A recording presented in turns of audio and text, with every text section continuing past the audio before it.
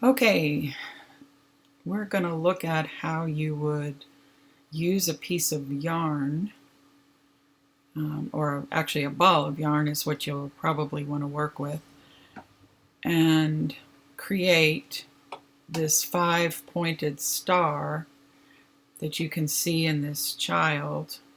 If I go for 5 points.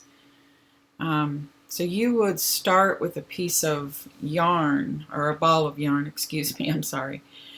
And you would have a child stand behind this child.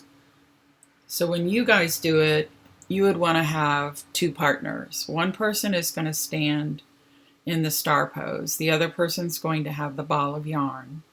And the third person will just stand behind and hold the piece of yarn so it stays on your head. Otherwise, this won't work. So if you look at a 5-pointed star, this was a popular online exercise recently, but I've actually used it in teaching math for probably 30 years.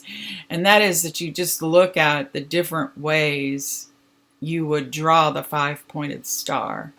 So if I was drawing this 5-pointed star, maybe I would be somebody that would start with 3, go up to 1, go down to 4, go down to, up to 2, excuse me, across to 5, and down and across to 3. So you have a lot of mathematical language in that. You have down, up, across, down and across, up. Some people might start with 1, 4, 2, 5, 3, 1. So whatever way you would draw it, we're going to use, I'm going to erase this. So we're going to use the 1, 4, 2, 5, 3, 1 to do the yarn exercise. So we start up here at 1 and we place the ball of yarn here. Then we're going to go down to 4. We wrap it around her ankle. Yes. Okay. Then we come up to 2.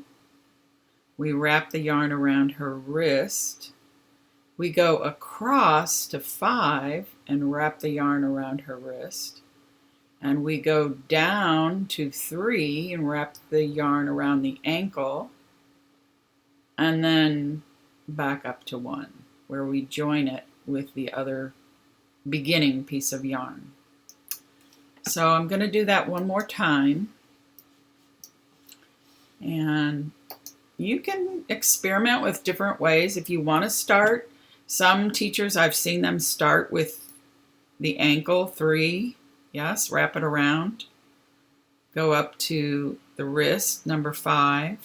Go across to the other wrist, number 2. Then come back down to ankle 4. Yeah.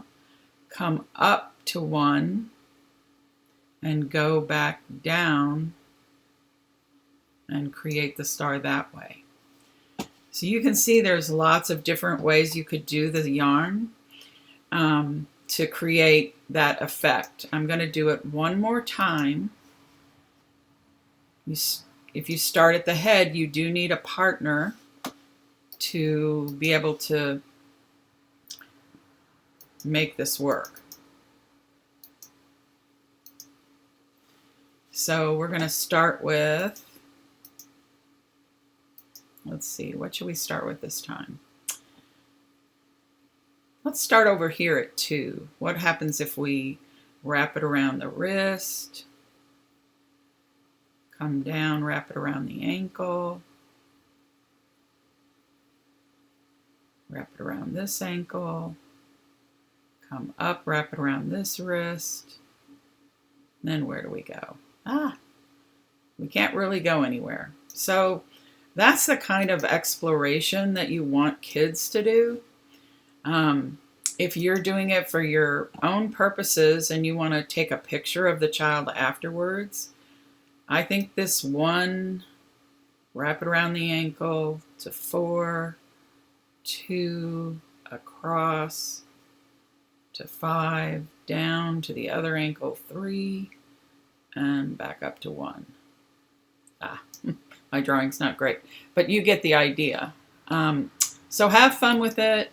I hope this has been an easy demonstration to follow. I'm sorry I can't be there with you to do it in person. It's a whole lot more fun and easier to follow, but I think you'll do just fine. Have fun with it.